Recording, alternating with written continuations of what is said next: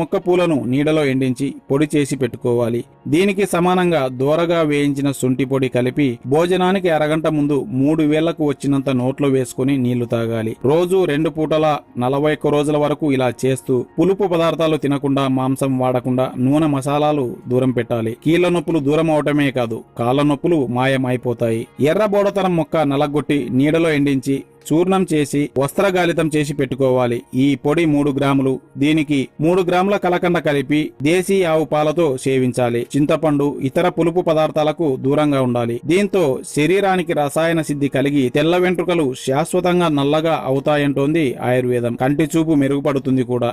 చూశారుగా, తెలుసుకున్నారుగా పొలాల్లో పిచ్చి మొక్కలా కనిపించే బోడతరం మొక్క చెప్పతరం కాని ఉపయోగాలు. మరో మంచి వీడియోలో కలుసుకునేంత వరకు ఆత్మీయ వీక్షకుల దగ్గర నుండి సెలవు తీసుకుంటున్నాను. నమస్తే.